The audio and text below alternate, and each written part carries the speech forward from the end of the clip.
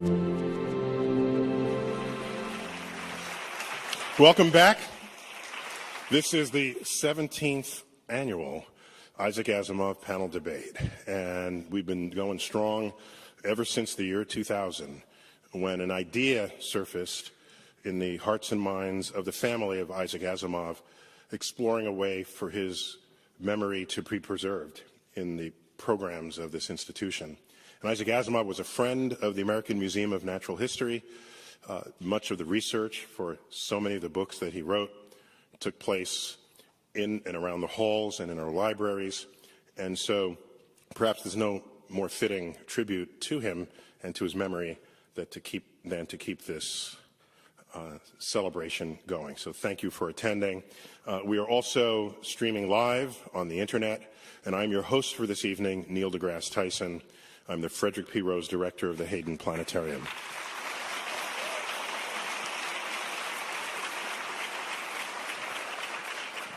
There's a couple of newsy notes. This year, we sold out in 3 minutes, and it's not a particularly sustainable model. So we're going to have top people looking at how to sort of improve that next year. We don't know how yet, but the least we can do is offer it live streamed on the internet on amnh.org. So I welcome everyone from the internet universe, as well as the universe gathered here. Tonight's topic is the universe a computer simulation? Yeah.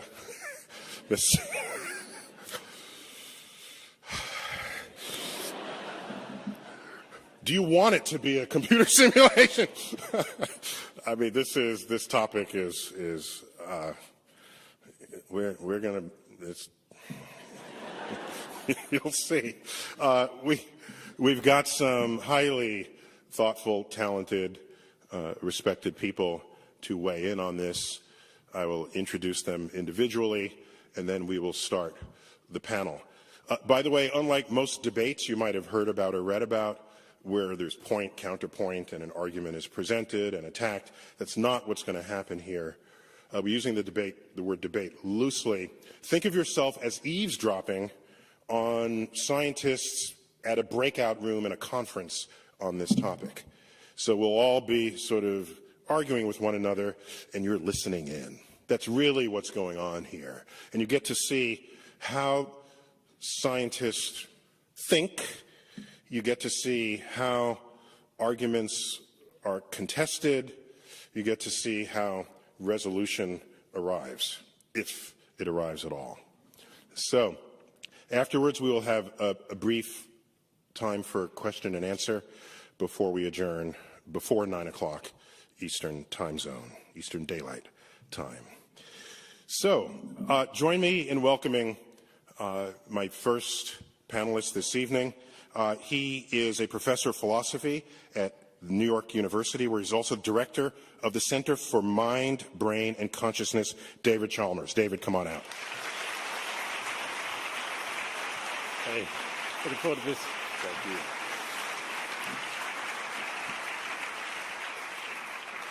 you. Next, we have a nuclear physicist who is a postdoctoral research associate at MIT up in Cambridge, Massachusetts.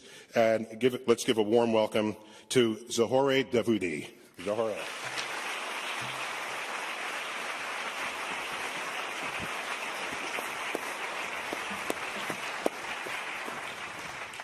Next, we have someone who's actually no stranger to this panel. This may be his third visit to it. In part, the topic of this year was selected because he brought it up like a couple of years ago. And I said, man, we could do a whole subject on that alone. Let's give a warm welcome back to James Sylvester Gates.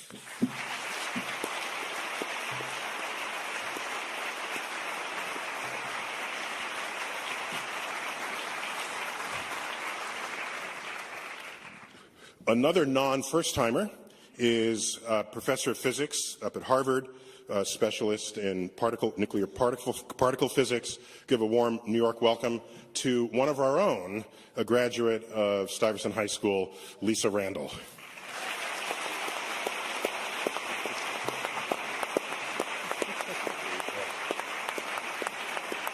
There's a friend and colleague, an astrophysicist, also from MIT, who's done some deep thinking about this very subject and has even written a book on the topic.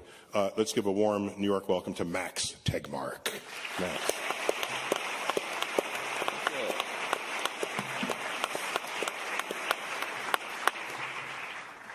By the way, we are sort of lit for live streaming, and the intensity of the lights on this stage is such that two of our panelists, I think they just want to look cool, but they said they need to wear sunglasses for this event, and that's cool. Later on, I might join you. I brought my pair with me as well. If I'm feeling cool, I might do just that. Zari, I'd like to start with you. No, who should I start with here? Yes, let me start with you, Zari. Can you tell me why this topic interests you? Just give a couple of minutes just as introduction here. Sure. So, as Neil said, I'm a theoretical physicist. My interest is in nuclear physics. In fact, I got my PhD in 2014 from Institute of Nuclear Theory in University of Washington. And the research I was focused on there, and at the moment, is trying to use the knowledge of the laws of nature, and in particular strong interactions, to start from a bottom-up approach and try to see what comes out in a physical system. And that's actually relevant to why I got interested in the simulation idea. And in fact, by just watching the progress that researchers in this field of simulating strong interactions have made in the several past few years, we started to wonder how could we not think about the universe itself based on the laws that we've discovered, not simulated. So the way that we actually simulate the universe, it might actually give us hints that the universe itself could be a numerical simulations. And then you would start thinking, well, let's make assumption that if that scenario is the case, and if that simulation is actually has similarities with what we do in our research, and just drawing parallels between our algorithms and techniques that we use to simulate laws of nature, and making assumption that they are similar, then what can we actually conclude about the universe as a simulation? Can we actually make predictions for the signatures that we should go after and test? So that's the approach we took, and it was a fun idea and fun paper we came up with my collaborators, Martin Savage and Silas Payne at the University of Washington. And that's basically why I'm here. I'm trying to... So the prospect of this being true didn't freak you out at all? No, I think it's a fun idea. Okay, it's fun yes. for you. Okay, fine. So Max, you've got a book on this too, right? What's going on with you? Yeah, well, already as a kid, I was always very fascinated by these very big questions about what was really going on with this reality. I remember actually lying in this hammock I had put up between two apple trees back in Stockholm, Sweden, when I was 13, reading Isaac Asimov, actually. I'm very honored to get to be here. You know, it really makes you think about these big, big questions. And the more I learned about later on as a physicist, the more struck I was that when you get deep down under the hood about how nature works, down to looking at all of you as just as a bunch of quarks and electrons. And you too, it's not just us. Yeah.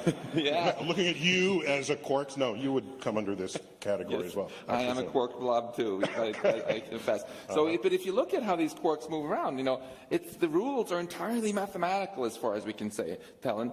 And that makes me wonder, if I were a character in a computer game who started asking the same kind of big questions about my game world, I would also discover eventually that the rules seemed completely rigid and mathematical. I would just be discovering the computer program in which it was written. So that kind of begs the question, how can I be sure that this mathematical reality isn't actually some kind of game or simulation? So you've analogized yourself to Super Mario in a is this who you are? I don't know if that's a good thing or a bad thing. So, Jim, I just remember you started all this a few years ago, in my mind at least, just triggering the idea that in your research you found things that forced you to consider the likelihood that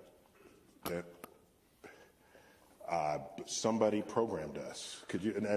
Well, first of all, I would disagree with you. I'm not sure that somebody programmed us, but that's what you and I had a conversation where I pointed out that in my research I had found this very strange thing. Physicists, I like to say we all belong to a company called Equations R Us. Because that's how we make our living, is by solving equations. And so I was just going through solving equations, and I was then driven to things that Max knows about, these things called error correcting codes. Error correcting codes are what make browsers work. So why were they in the equations that I was studying about quarks and leptons and supersymmetry? And that's what brought me to this very stark realization that I could no longer say that people like Max were crazy.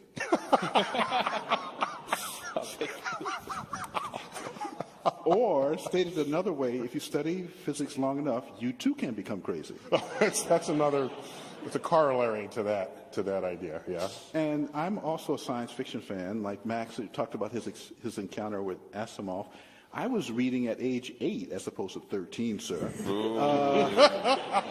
Snapped! Got off the slow start. I was reading at age 8 a science fiction book by an author named Paul French. And some people in the audience might know that's a pseudonym for Isaac Asimov. Oh. So science fiction drove me into science in some sense. And then now in my 65th year of life, I find out I have to make friends with Max and people like that. So Lisa, I kind of brought you on the panel because I knew you're a rationalist in all this. And so I don't know what to expect.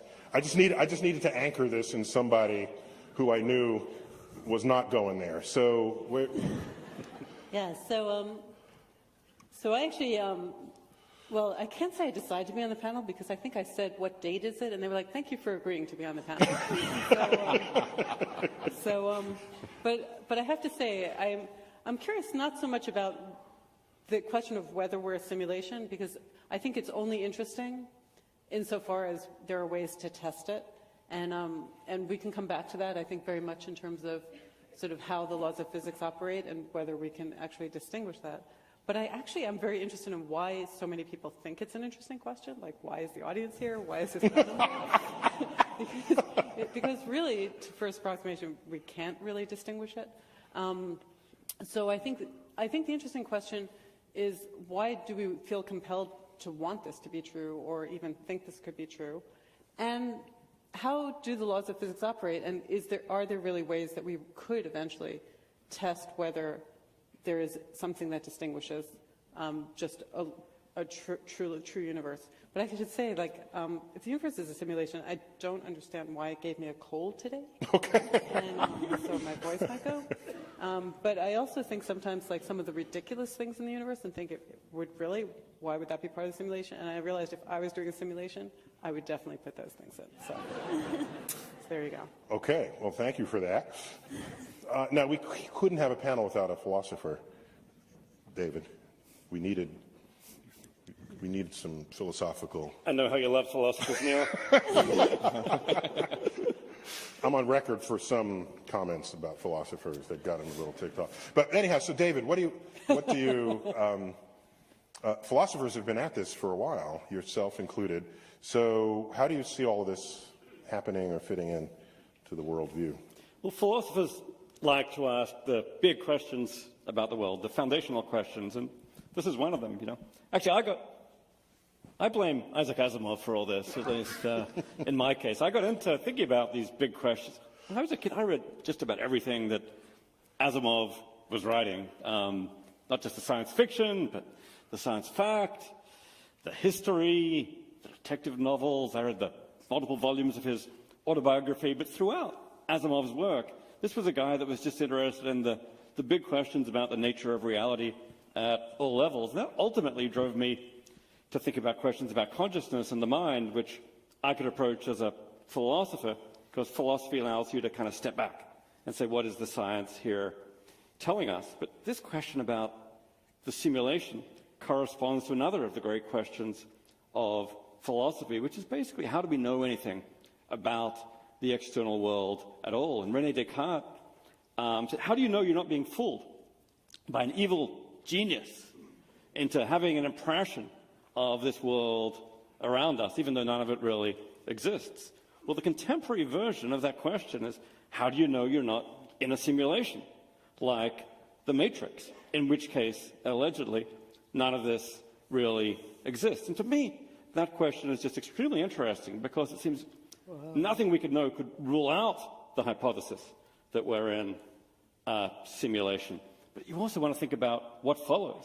Some people think if we're in a simulation, then none of this is real. I think if you adopt the kind of perspective which, say, Max was suggesting a second ago, where the universe is all mathematical or informational, this allows us to reorient our attitude to this question, saying, okay, maybe we're in a simulation, but if we are, all this is perfectly real, because all the information is there in the simulation, all the math is there, all the structure is there in the simulation. So I'd say, well, maybe we're in a simulation, maybe we're not, but if we are, hey, it's not so bad. If I do this, you feel that. Yeah. Right? Yeah. Okay. So that's real. That was a real punch. Yeah. So Jorge, let me ask you. I see you coming to this almost from the most pragmatic side. You've done experiments with your colleagues, or you've had hypotheses with your colleagues. Could you just detail for me where you landed in one of those papers that you guys published?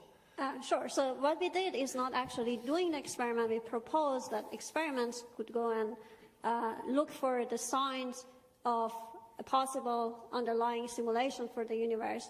And the reason we thought about this, as I said, is because we've been simulating strong interactions, which means that instead of just looking at the larger structures, we start from the underlying degrees of freedom of our theory, the quark gluons that we understand, and there are very simple laws governing the interactions among these particles. However, when you think about all these complex systems of atomic nuclei and larger systems in the universe, the ordinary matter in our universe, it all emerges from those simple fundamental building blocks and these interactions. So we've been trying to just input those simple mathematical structure with a few degrees of freedom, these quarks and gluons, and then see how these, for example, atomic nuclei emerge from these simulations. So you're building the universe from the ground up. Exactly. So, but what are the limitations? We don't have infinite computational resources. We have very large supercomputers in the national labs, for example, that we can compute these interactions, basically, and build up these systems. However, we are still limited, and the reason is that if you're interested in simulating the universe, and that's, you don't know what the size is, it could be finite or infinite. However, we are limited to a finite size. On the other hand, if you think about even a finite size, there are infinite numbers of points on these in this finite size that you have to simulate to get the physics right. However, we are not capable of inputting infinite number of information in our computers. Also, we want the simulations to be quantum, which means that there is not just one single path of evolution from one point to the other. There are infinite number of paths. Some are more important than the others, and therefore there's another type of infinities that we have to implement in our simulations to get the answer right. Yeah, but just because we can't do it because we're limited, why should that mean the whole universe is limited? So wait, so this is the point. So I got time. All right, so we can do it, right? And then based on the assumption that if there is an underlying simulation for the universe that has this problem, that has the problem of finite computational resources, just as we do, then what happens? Then the laws of nature, the quantum mechanics, and whatever interactions that are going on has to be put on a finite set of space-time points in a finite volume, and then just a finite number of quantum mechanical paths to a process can be evaluated. So these are the assumptions. So if the simulator of the universe, in whatever form it is just finite computational resource and not infinite, then is limited to simulate the universe in this kind of limited scenario, just as we do. And then by making that assumption and then going back and look at our simulation and see what kind of signatures we see in the observables we calculate, that could tell us that we started from a non-continuum spacetime, then apply it to an underlying simulation of the universe and make the same assumption, then what would you see?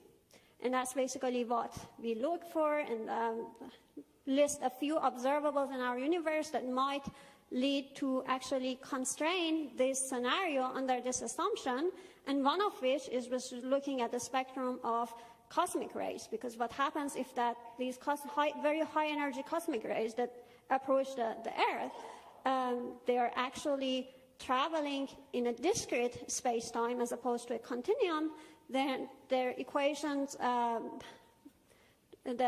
basically spatial relativity that would describe the relation between the energy and momentum of this particle is modified, and then you would ask that what would that modification mean in terms of the observation we make in our observatories for example, spectrum and then distribution of these cosmic rays.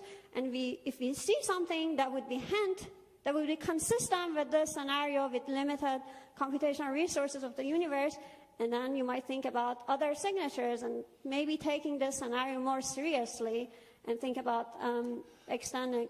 So cosmic rays, it would be your pathway to the limits of what has ever been measured.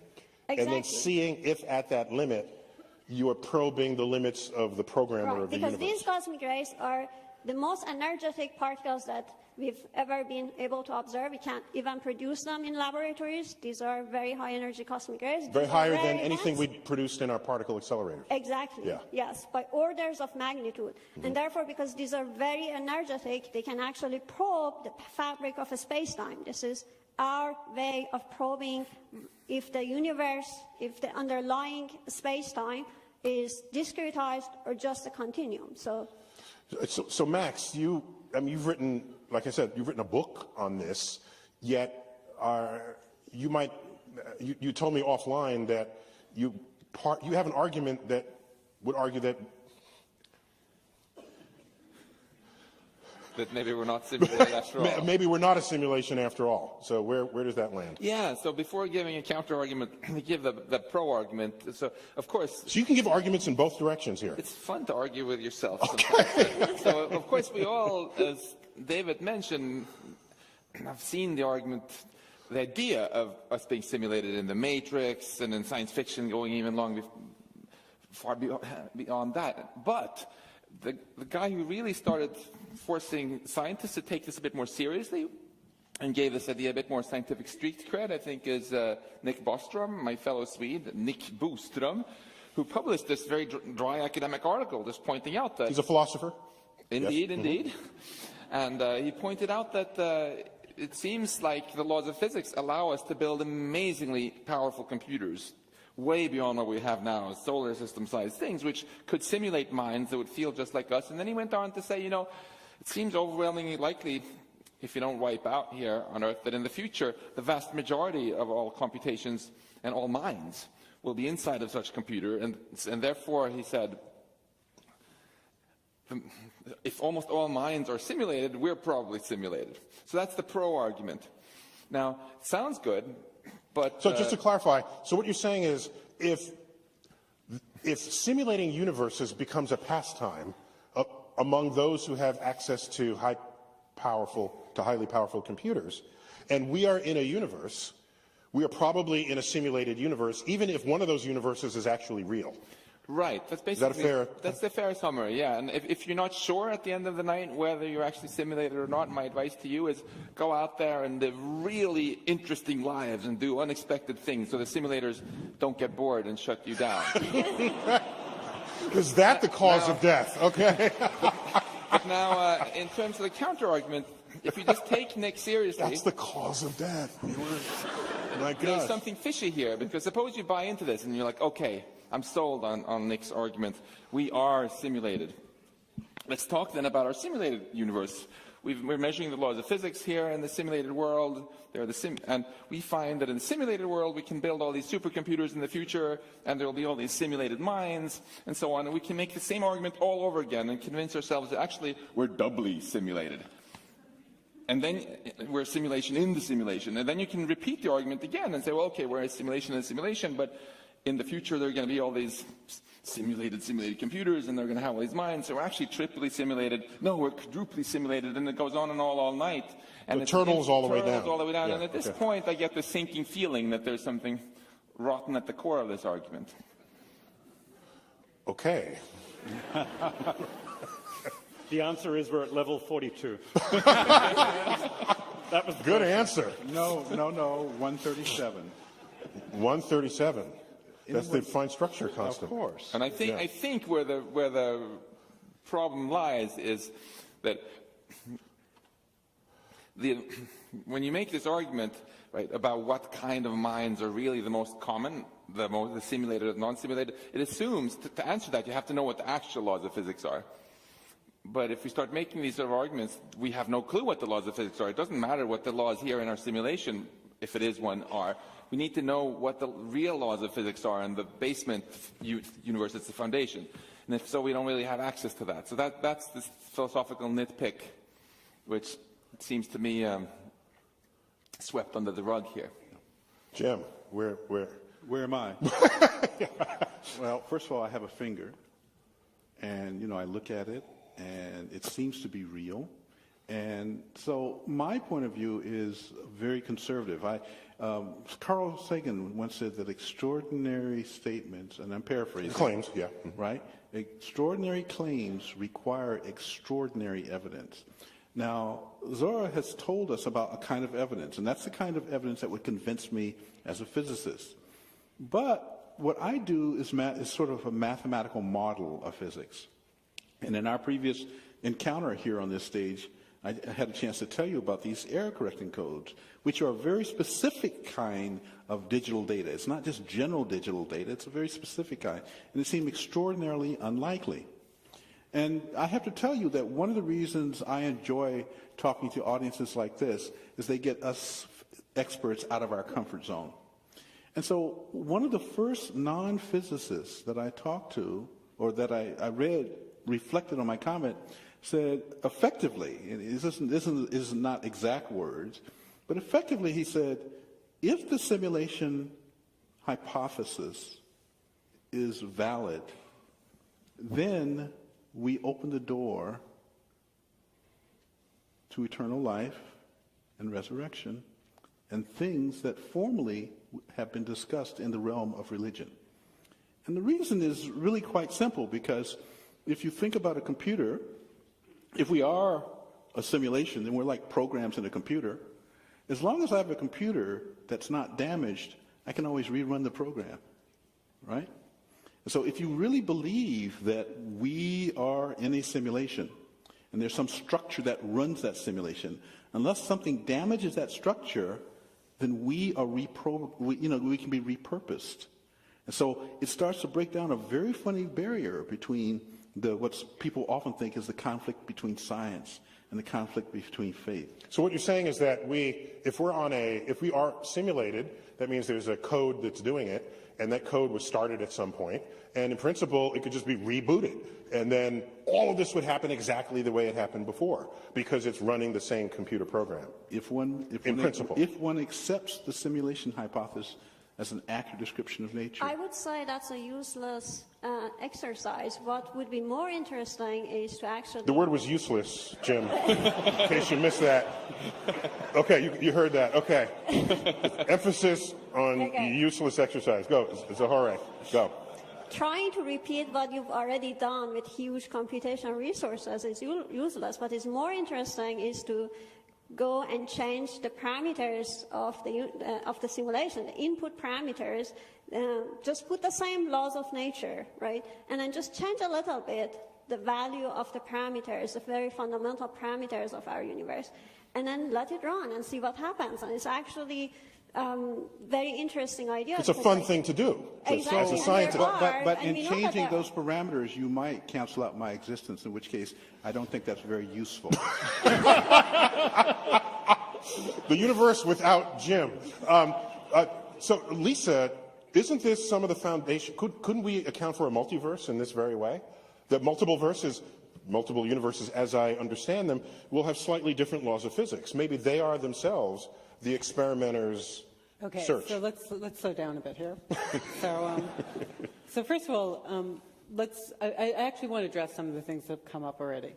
One of the questions is probability, Bostrom's argument or whatever, that we're likely to be in a simulation. I mean, part of the problem is that probabilities have to have a well-defined meaning, or only useful when they have a well-defined meaning. So among all possible scenarios, we can actually say which one is more or less likely. When we run into infinities, it stops making sense. I mean, I could say, really, by probability, I'm very likely to be Chinese, because there's a lot more Chinese than Americans, but I'm clearly not Chinese. So probabilities are tricky, and you have to be careful what you mean when you're saying them. Another thing is, I actually find the egotism of thinking that if there were simulators around, that they'd come up with us kind of audacious and ridiculous. I mean, I think there's a very self-centeredness to this whole thing that kind of I find hilarious. But in terms of feedback, in terms of error correcting code, I think it's very likely that there are going to be feedback mechanisms in whatever universe survives, because if there aren't, I mean, there's always going to be mistakes. And if mistakes can propagate and just cut things off, those universes don't survive. So there have to be, I mean, for any universe, simulated or non-simulated, there has to be error correction. So that has to be part of it. Right, that assumes that the programmer makes the same kind of programming, is susceptible to programming errors and programming bugs that we are. It's not even intentional. It could be just that the computer itself is subject to error. I mean, it's only firing things somewhat randomly. I mean, ultimately, there's uncertainty in everything. Nothing is created perfectly. Quantum uncertainty. So Can I jump in here? Because she's raised, in fact, I think, an incredible point about this. And may I take a few times? I'll see minutes back later. Yes. There you go. This point about error correction is something that when people general public has looked at my work, they say, oh, you must believe in simulations. And I've said, no, actually, I don't. And the reason is because precisely the point that Lisa points out. If you look in all of nature and ask, are there any other places in nature, not in engineering, not in computers, not in the things that we build, but in nature herself, is there a discussion in science about error correcting codes? It turns out there's one place and one place only that I have been able to identify. That's in evolution and genetics.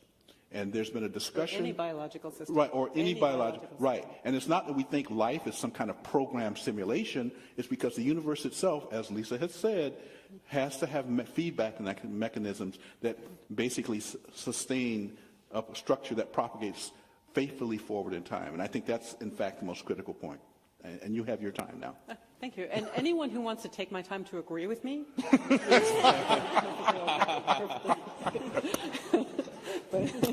but as far as the multiverse theory goes, so we have to be careful what we mean by that. I mean, at some underlying level, we still think it's physics in action. Now, what might change in different universes? We might actually have different forces. We might actually have different strengths of interactions, the kind of thing that gets simulated. I mean, we simulate strong interactions the way that were described. Just to be clear, strong interactions are the forces that bind atomic nuclei. And so protons. Yeah, you have protons that are the same charge that are sitting right next to one another in a nucleus. And how's that even possible when we were taught that like charges repel? So there's got to be a really strong force down there holding them together. And there is a really strong force. It's called the strong force. Okay, so go on. Which is strong. Yeah, that's right. Okay. So just to be clear. So, and there can be different possibilities for what these parameters can be. It's still underlying, you still believe that there's the laws of physics that are operating. So the question, so it's not a simulation. It's just, it's in principle possible that there are universes we don't communicate with that are so far away, we'll never send a signal, they'll never send a signal. So for all intents and purposes, they just are different universes. That doesn't mean they're simulated, it just means they're different from ours and they can have different properties. To really distinguish a simulation, you really do have to see just our whole notion of the laws of physics breaking down, or some of the fundamental underlying properties. So it would be extremely interesting to look for the kind of violations of Lorentz invariance that were discussed earlier, or things like quantum entanglement no longer holding, not because of interaction with the environment, but just this computer just couldn't keep track of stuff. I mean, so this stuff that gets so, I mean, a lot of the simulation idea, I mean, to simulate the universe, you need the computational power of the universe. So all of the simulations are based on the idea that there are some approximations that we don't see, that you have to be able to hide them. So, so what we're really looking for is the breakdown of the assumption that those approximations are valid. But David, what do your philosophical circles say about proposing an experiment that might falsify these ideas? Look, I don't think you're going to get conclusive experimental proof that we're certainly not going to get conclusive experimental proof that you're not in a simulation. I suppose we could get some kind of very strong... Well, why not? You just declared something. Why can't a clever person come along and... Because any evidence that we could ever get could be simulated. That's basically the reason. I'm sorry. Maybe... Okay, so if I find evidence that we're not simulated, the great simulator... They could have just planted that for you. Put that in. Yeah, they were one step ahead. However, okay, maybe we're done. We probably could get pretty strong evidence that we are simulated. You know, if someone wrote up in the sky, "Sorry, guys," the stars suddenly rearranged themselves into, "Sorry, guys, it's all a giant simulation." And then they took over the internet. Except it would be in Chinese to get the most number of people to Very good. Then we'd probably have pretty good reason to think we're in a simulation, either that or the weirdest non-simulated universe that anyone ever imagined. So I'm not sure, for a philosopher anyway, it's not fundamentally a matter of experimental proof. It's cool. I really like Zori's experimental evidence that we're in a simulation. But I think around here, it's really important to make a distinction. Wait. There's a hypothesis that we're in there's a hypothesis that we're in a simulation. And there's a hypothesis that the universe is computational. Those are closely related. If we're in a simulation, the universe is fundamentally computational. But it's not true that if the universe is fundamentally computational, we're necessarily in a simulation. Because the simulation hypothesis is a combination of two things. That's an official thing, the simulation hypothesis. Yeah.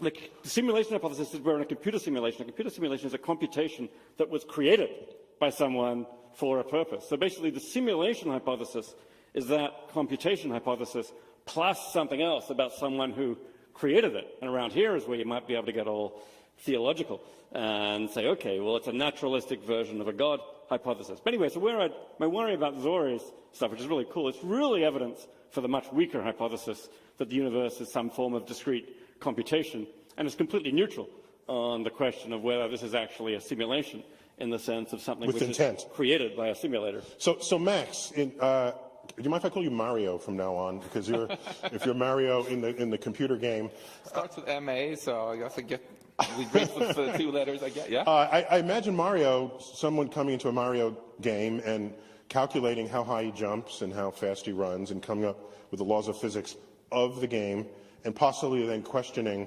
why is it that and not something else, perhaps. And so, why would that allow someone in the game to have any understanding of what's outside the game? Yeah, that's a really deep and good question.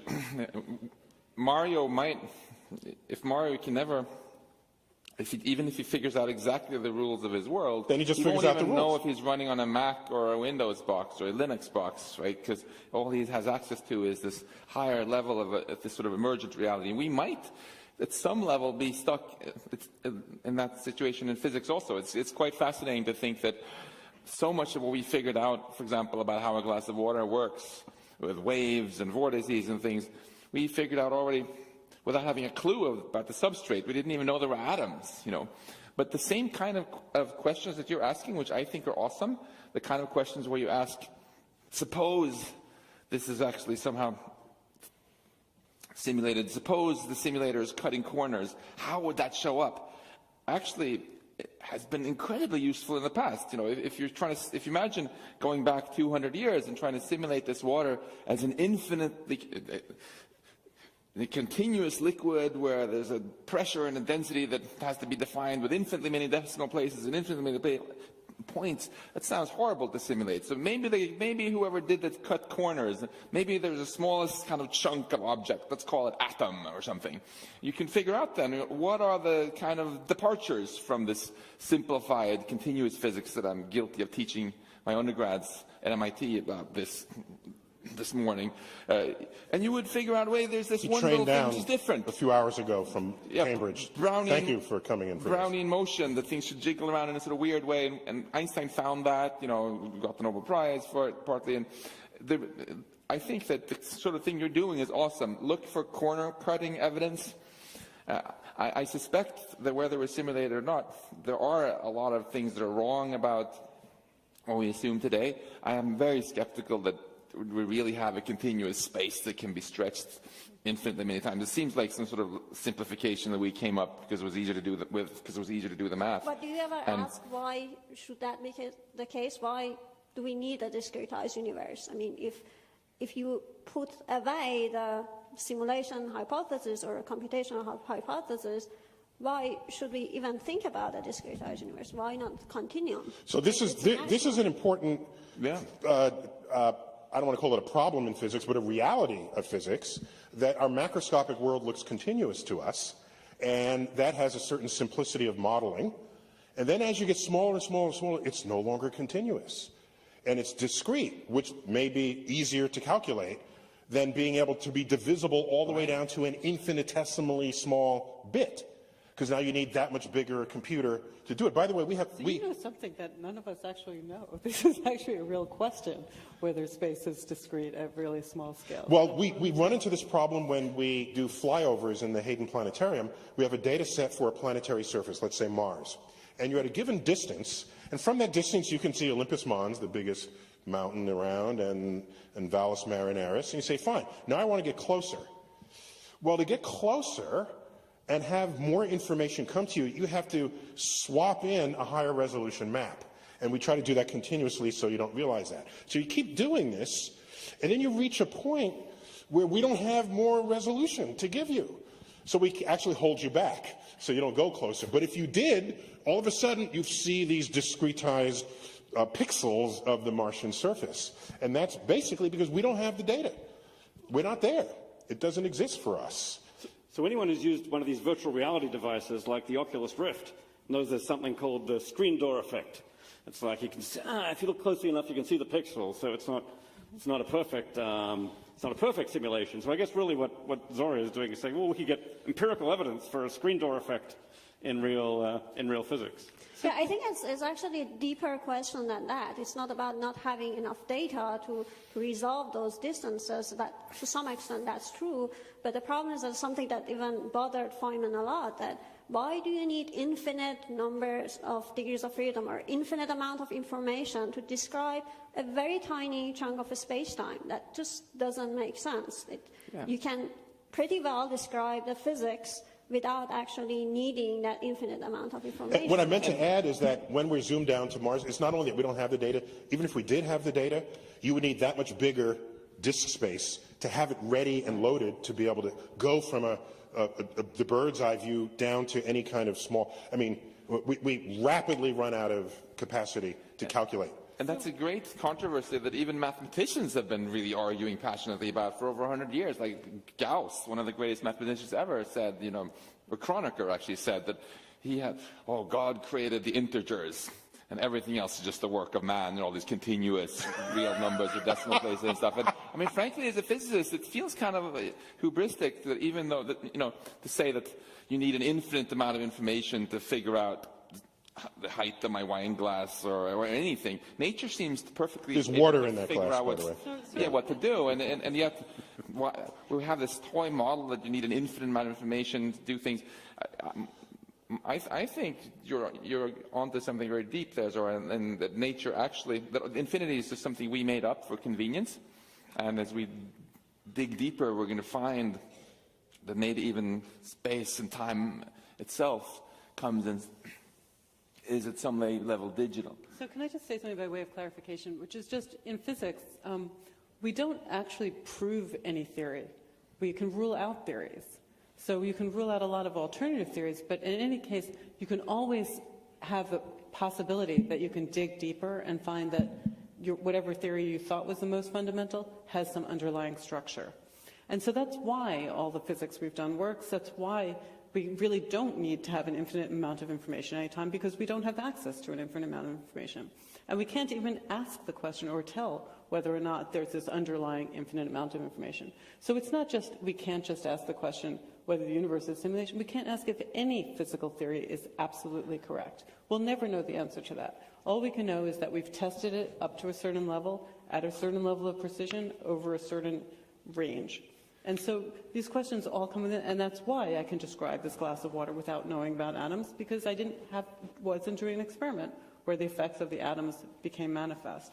And the same might be true of the universe as a whole. So we can have in the back of our mind there may or may not be an infinite number of degrees of freedom, but that's not what we're actually testing. Just to disagree on one thing, though, I think there's one fantastic example where we can tell and makes a huge difference. I think the biggest embarrassment we have, arguably, in fundamental physics and cosmology right now is this fact that inflation, if it goes on forever, it makes this multiverse, and then we can't calculate probabilities, like you so eloquently said in the beginning. That comes exactly from the infinity assumption, the idea that you can take a piece of space and just keep stretching it into twice the size, forever.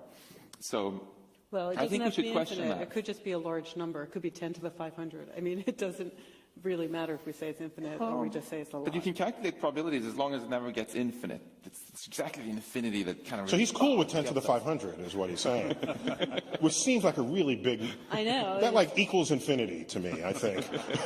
But that's exactly the point. That's exactly the point. Jim, is there any functional difference at all between admitting that we live in a computer simulation and saying that that's basically a secular God? What's the difference? Well, first of all, I've decided my name should be Morpheus, not Jim. Okay. Well, I'm Mario. Nice to meet you, Morpheus.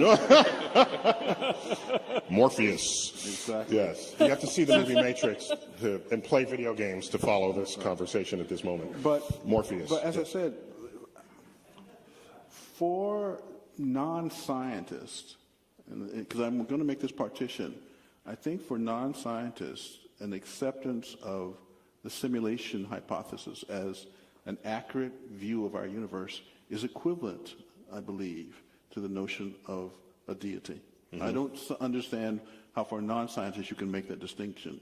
For scientists, however, we are rather secular. The definition of science is actually a secular definition. And in fact, it's the definition that comes to us from Galileo. Einstein quotes Galileo as being the father of all science because Galileo, and this are Einstein's words, drums into us that contemplation alone, without observation of nature, is totally useless in trying to come up with an accurate view of nature. So it's the ability of us, our human ability to observe the universe that actually defines science. So if you can't give me something that I can observe, I don't know how to do science. Okay, so what you're saying is that if in fact there is a programmer who would be philosophically equivalent to a creator and you can't observe them, they're just outside the realm of science. I think that's a definition. David, you have to be defined by that. Well, I think there's a theological reading, if you like, to the simulation hypothesis. It says all this was created. But what's interesting is that at the same time, it can be seen as a kind of a naturalistic theology, a naturalistic hypothesis from the point of view Is that the first time the phrase has ever been uttered? A naturalistic theology? I think it's out there already. Oh, it's out there, okay. Good. Right. Simulation theology, you heard it first. Simulation theology is the coolest kind of naturalistic theology. From the point of view of Actually, there's a book in 1750, or who was it? Yeah, David Hume was into... No, there was... who was the fellow who wrote the book, the Natural Theology? And there's a book with that very title. Yeah. But not natural simulation, or simulated theology. If you think about it from the point of view of the simulated... I mean, we in this universe can create simulated worlds, and there's nothing remotely spooky about that. You know, people are already doing it with virtual reality and The Sims and Second Life. and whatever. This is just a far more sophisticated version of that. So we just need to move that picture to the next universe up and say, hey, maybe that's what's happening to us. So we got a creator, but our creator isn't especially spooky. It's just some teenage hacker in the next universe up. Mum's calling him into dinner, you know. So Working in the basement, yeah? So I think you could be led to at least entertain this idea by perfectly naturalistic ideas, as, say, Nick Bostrom was, and say, okay, maybe this is the kind of theology which even someone who's got no sympathy for spooks and gods and ghosts needs to object to. So that's an interesting point, because we don't think of ourselves as deities when we program Mario, even though we have all power over how high Mario jumps, because that's a line in the code. So you're right, you just take it up a few notches. There's no reason to presume they're all-powerful other than just they fully control everything we do, say. It could be they're all-powerful. I got into this from watching my 5-year-old nephew playing with one version of The Sims or Sim Life or something. He'd make a whole town, he'd build up the buildings and get the trees and the jungles and the creatures, and then he'd say, now comes the good part.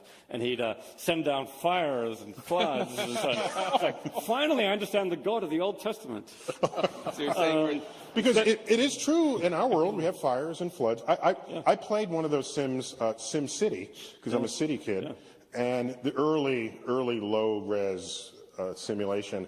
And there's a feature, you build up you need money, you're mayor of a city, and you construct buildings, and you need the schools and the fire departments. And then, every now and then, Godzilla stomps through your city. And you say, well, that's not real. I'm trying to be real. But then, it's kind of real in the sense that some major disaster you will confront, like Hurricane Sandy or 9/11. Now you've got to redistribute resources. So I look at our real world, and these things actually do happen. So are they just trying to mess with us? Is that? Well, the way I think about, I mean, who knows whether there's actually a simulator who's actually doing any of this. But if you do take the simulation hypothesis seriously, it's got a couple of elements of a traditional God. This person could be all-knowing about our universe, could be all-powerful. The one thing which is probably missing is wisdom and benevolence. And, if there's a simulator, I refuse to worship you. You may be out there, but you have not established yourself as being worthy of worship. Right, because they're all powerful, all-knowing, but not all good. Give him There's no reason to think they're all Cut good. him some slack. He's only 5 years old. You better be maturing one of these days. Zohari. I think there is a big danger in trying to compare our idea of simulation with what comes in computer games. But we're talking, at least in my point of view, and I think a physicist's point of view, what calls the simulation is you just input the laws of physics, and nature and universe emerges. You don't actually try to make it look like it's something going on. You don't try to the same way as with the computer games. You don't interfere with what you've created. You just input something that is very fundamental and just let it go, just as our universe. So I think like there is deism. I think if you take in other words, you set the laws into motion and let the universe unfold, however those laws prescribe. Because a priori, you don't know what happens, because the universe is complex. The laws of physics are simple, but you don't know what kind of complexities you should expect. And then you just let it run, and things emerge, and you just watch. But Lisa, in the search for the theory of everything, isn't that got a little bit of this in it? Once you find the theory of everything, and you've been on 2 of our theory of everything panels here, you're going to find out the one equation that the 5-year-old working in the garage wrote down that made our entire universe. Well, you might recall, since I've done this a couple of times, that the theory of everything, I think, is very badly named for a lot of these reasons. Because even with the equations, as was pointed out earlier, you could start your system very different ways. You can have different conditions. And there's a lot that we don't understand. I mean, even if I understood it, quantum gravity at a fundamental level and could derive all the equations, that's still not going to help me predict waves at a practical level. I mean, the computer simulation will never be that detailed, in my opinion. It's much better to go to different levels and figure out what's going on at what I would call an effective theory approach. So even with the fundamental equations, now sometimes, I mean, clearly if you had infinite computing power, then you would just be literally mimicking the universe, and possibly you could do that. But short of that, you're going to have to find these approximations, these descriptions that are sort of somewhat in between. They're still science. They're not something I'm just making up. They're still equations that work, and they ultimately are attributable to whatever is that fundamental equation. But that doesn't mean it's fundamentally how we're computing it. It doesn't mean it's fundamentally how it's working. But Zara, you started this whole discussion by describing trying to obtain an understanding of the basic forces of nature and the particles and build up from there.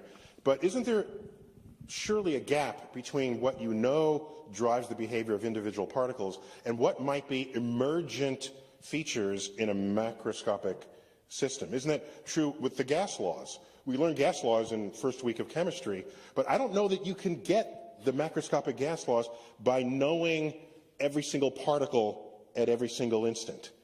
I don't know that they're fully reducible to that. So can you admit the possibility that there are gaps and that there's emergent phenomena? So starting at the very basic level won't get you there? Is that possible? I do admit to that, and it is, in fact, a Okay, gap good. in our... Thank you. Admit to it. No, this is indeed a field of research now. For example, in nuclear physics, we know these microscopic features about particles and building blocks of that contributed in strong interactions, but we don't know exactly how to get this complex system of nuclei. So, and we have very good microscopic and phenomenological models to describe all these larger scale phenomena, but we still don't know how to get them from this phenomenon. So that's what, as But physicists, have to... if you could do it, I mean, if you had infinite computing power, Yeah. in principle, you could actually see a system that exhibited the gas laws. The question is whether we as scientists would call them deriving the gas laws. It wouldn't be a very useful description. It would mean that we'd have to have these enormous computations every time to do it, rather than solve an equation that, as you know... Oh, so I never heard that before. You're assuming that if, in fact, we could compute the behavior of every single particle in a gas, that out of that would emerge the macroscopic gas laws. Well, it would behave according to the gas laws. That doesn't mean that you would Okay, know what those gas that's laws are. confident. So what you're saying is it's not emergent, because I'm intrigued. Which of you mentioned the water? Emergent means it emerges from the fundamental laws. But because we understood to a very high degree fluid dynamics long before we knew that fluids were made of atoms. Right. And I don't know how much the public knows that atoms are, though the idea is old, evidence that atoms are real is relatively recent. And even as recently as the year 1900, it was still kind of not sure. Right. And it wasn't really until Einstein and Brownian motion in 1905 where there was really good evidence that atoms were real things. Yet we had full understanding of fluid dynamics in any way that mattered for us. But I think we also now can derive fluid dynamics from the atomic description in certain cases, not all of fluid dynamics, but some of the properties of condensed matter physics we can derive. Okay, I'm glad to hear that. So we're still talking about reducible things. They're two separate things, though, we mustn't conflate. On one hand, I think, in principle, one can derive all of these higher level things. I think ultimately even consciousness, like David Chalmers is working on, from starting out with the quarks and stuff. But in practice, on the other hand, whether we humans are smart enough to figure it out, that's a whole different story. And I think I'm guessing that's what you were getting at there. You weren't saying that there's some mysterious epistemological gap that we can't... Oh, no, that's not what I meant. But that we might not be able to understand. We haven't yet have the resources and probably enough tools and understanding to fill that gap, but the fundamental equations are there. It's just a matter of when we actually get there. So I'm curious. This brings me to a point that we did not discuss earlier in the notes that we shared. When I think of you can know everything you can about cell biology, about how life works, and it's not obvious to me that by just studying a single life form, that you can derive evolution by natural selection, that's an emergent phenomenon given the system. So if it's emergent, then no one actually programmed it in to do that. That's just something that resulted. Right. So the way I would describe it is I'd say that the fundamental, whatever's fundamentally there, that substrate is essential to whatever happened, but is not necessarily essential to your description of what happened. And so the laws are following from this, but it's not giving an explanation. So I can note that there's atoms, but it doesn't help me predict what will happen when I throw a ball. I mean, in principle, I could probably figure it out based on that, put it all together, but it won't help me. It's so inefficient. So it's much better to have a description of a solid ball, even though it's made of atoms, which are actually mostly empty space. So that solid ball description leaves all of that out, and it works just fine. It tells me exactly where the ball will land. David, you and your consciousness cronies, is it generally recognized that consciousness is an emergent phenomenon of a complex brain? Yeah, well, this word emergence is kind of a word that people use to cover a huge variety of sins. I mean, sometimes I think it's a kind of a magic word we use to make ourselves feel comfortable with things we don't really understand. You say, it's emergent. There's different kinds of emergence. There's the kind you get with, say, a complex system, like the game of life, Conway's game of life, where the cells blip on and off, and you get complex phenomena like gliders that move along. Yeah, it's surprising. You wouldn't have expected it. But you can put together the equations, and it's totally predictable. You run the game of life over and again with simple computational rules. It'll be predictable again and again. Evolution is interesting intermediate case. Maybe given the laws of physics and certain initial conditions, you can run them again and again. I don't know. Maybe it'll turn out evolution arises 60% of the time. If so, that's incredibly cool. And then that ought to be explainable in principle. Now, for consciousness, people sometimes say consciousness is emergent, but there's a gap there of a kind that we haven't even begun to close in the gap of consciousness. People can tell stories about life. People can tell stories about evolution. No one's even begun to tell a story that enables you to predict the existence of consciousness from any number, any amount of underlying physical dynamics. It explains the behavior. It explains how we walk, how we talk. But why that should actually feel like something from the first-person point of view, that is emergent in a much stronger sense. I'd say that's strongly emergent in the sense of it might require new principles to explain. Max, is there any role of chaos theory in this? Because we know that in principle and in practice, there's some systems that are so complex that you cannot accurately predict its future behavior. Now, is that true even if you had an infinitely powerful computer? No matter how powerful a computer we build on Earth, we can certainly not predict. We could not have predicted that the Red Sox were going to win the World Series right after they moved to Boston, because precisely of chaos theory, where tiny changes in the positions of some particle, made a huge difference later on.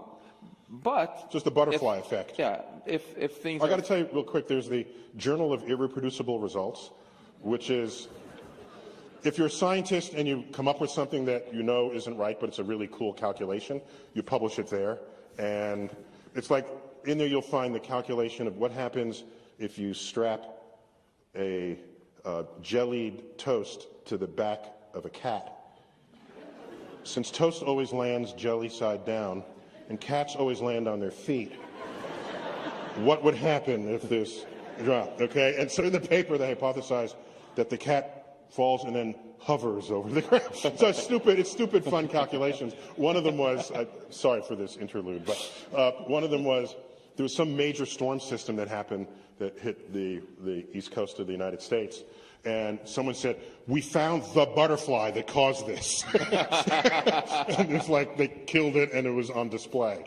So go on. So this butterfly effect. Yeah. It was apropos complicated emergent phenomena related to chaos and such. I just wanted to come back to what David was saying about consciousness here and kind of connect it with what you opened with here. How can we test with scientific methods these ideas of whether we're simulated or not, or at least update our odds in one way or the other? I think one thing that's great to do is what you're doing, again, looking for the evidence of the simulator, cutting corners to make the simulation easier to run. I think another thing we should do is, if you want to test this computation hypothesis that everything is a computation or that everything is mathematical, we should look precisely at the things where we're the most clueless right now about how we would actually describe it mathematically. And I can't think of anything we're more clueless about right now than consciousness. And try our very best to see if we can bring also that in under the tent of things that we can describe with math. And if we fail spectacularly on that and can realize why, we'll see, wow, our universe is not mathematical. Boom, done. Death to the simulation hypothesis. Whereas, if you and your cronies, as we're told what they're called, succeed, that would, I think, be a big boost for the simulation hypothesis. And there are people who are pursuing the idea, as you know, that consciousness is fundamentally about information processing in the right way. When information, for example, is integrated in just the right way, maybe you get a kind of consciousness. That's still a very controversial idea and a lot that it doesn't explain. But if something like that is right, it goes very naturally, at least, with the simulation hypothesis, because it's very natural to suppose that in a simulation there could be all that information being integrated and giving you consciousness. Certain other views, just say, for example, consciousness requires a certain very specific intrinsic property, like a certain specific biology. Then there could be a simulation of the whole universe, but if it didn't have that biology, then no consciousness. It would just be a world of unfeeling zombies, unfeeling physical dynamics. So it really makes a difference. How do you ever show that something can't be described mathematically? You'd have to believe that you understood fundamentally what the degrees of freedom are. So you might just have the wrong description. I mean, even in physics, I mean, we know classic examples where people thought certain things were impossible until just a new law of physics was discovered. I mean, Darwin got the age of the world, our world, closer than the greatest physicists of the time, because Darwin just looked around and Kelvin thought he knew the laws of physics and he didn't get them right. So I don't see how you're ever going to be able to show that something has no mathematical description. Wait, Max, you're big on the mathematical concept here. What you're saying is everything is mathematics. And if everything is mathematics, then everything is programmable. That's right. And so I think, as in answer to Lisa's question, David put it very well in the beginning. In physics, we aren't ever able to really prove that something is true. The only people who prove stuff are mathematicians. But if David and Giulio Tononi and Christoph Koch and others succeed in this endeavor to try to actually explain consciousness mathematically, it wouldn't prove that things are purely mathematical, but it would certainly be yet the great boost. Because if you just go back, let's go back to Galileo again. We were eulogizing him earlier, right, for his great insights. And when he wrote that our universe is a grand book written in the language of mathematics, that was 400 years ago. And because he was so impressed that things moved in parabolas and things like this. He had no clue why oranges were orange and hazelnuts were hard and some things were soft. That seemed like it was beyond what you could do with math. Then we got Maxwell's equations, the Schrödinger equation, the standard model of particle physics. More and more has been explained by math. I think Galileo would be really impressed if he were on stage. So it's really cool to look at what are the things left. I'll invite him next time. Failed on. Well, you can reincarnate him and bring him on. So we'll just have to simulate him. That's what really we'll cool do. To look, okay, what's left? Like consciousness, for example, and see if we can also make some progress there. There's no better way to fail on anything, including consciousness understanding, than to tell ourselves, we know it's impossible because of some principles, so let's not try. Yeah, those aren't good scientists who behave that way. I think we have to distinguish, though, between the two claims that you can give a mathematical description of everything and you can give a complete mathematical description of everything. Well, I mean, even for consciousness, you can obviously give many mathematical descriptions of, color space has certain geometrical properties, the light, the feeling of the light is more and less intense. You can give a very rich mathematical description of it, and that's what, say, someone like Tononi is doing. But can you give an exhaustive mathematical description of it? Once you've given a full mathematical specification of consciousness, have you understood everything about it? Or is there some further nature, like the redness of the red or the blueness of the blue? What Max is saying is that previous frontiers in that question were ultimately breached when enough smart people came along to figure it out. So whatever's our state of mind today, it would be unwise to suggest that it somehow transcends any access that the future of math might. And of course, at some level, we don't have an exhaustive description of anything because we understand that there can always be something more fundamental, something we haven't seen yet. So, in fact, the very word atom in the Greek means indivisible.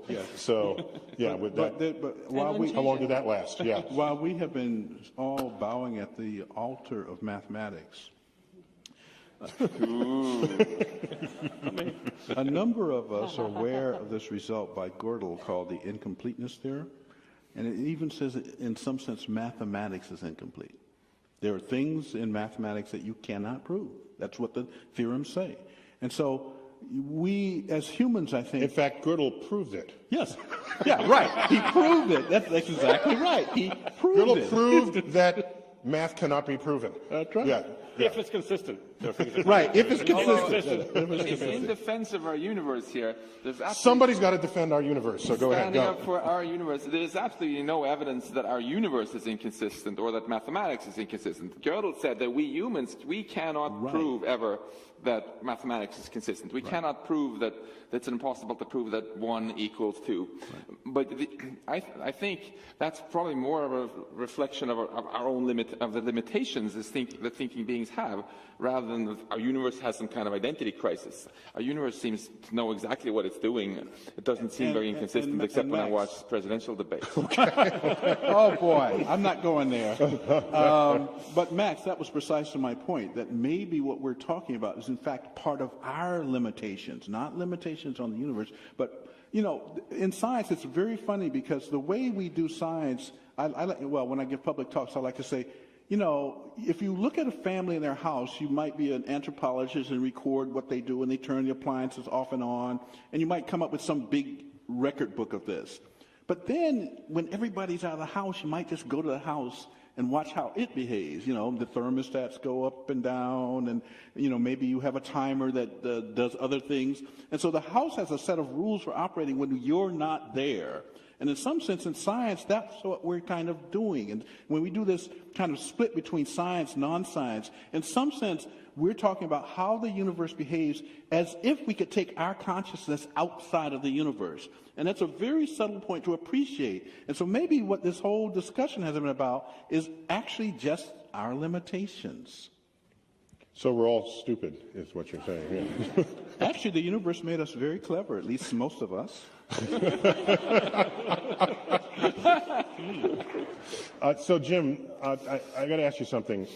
Your discoveries of the sort of checks, error-correcting code within the laws of physics themselves at the depths that you're researching them what I wonder is, we live in the age of IT, of information technology, so we all have a certain fluency.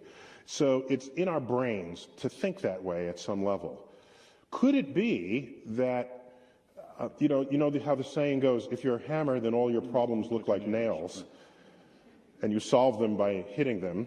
If now we are in an IT revolution, and you're finding IT solutions to your problems, maybe it's just the fad of the moment, and you're forcing a solution that is either not real or there's a better one awaiting in a revolution that is yet to occur. Sure. So the last time I was here, I actually misspoke. I used the name of Shannon when I meant Hamming code instead. So first, let me correct that for this wonderful audience. Error correction in action. That's right. Exactly. Error correction in action. Absolutely.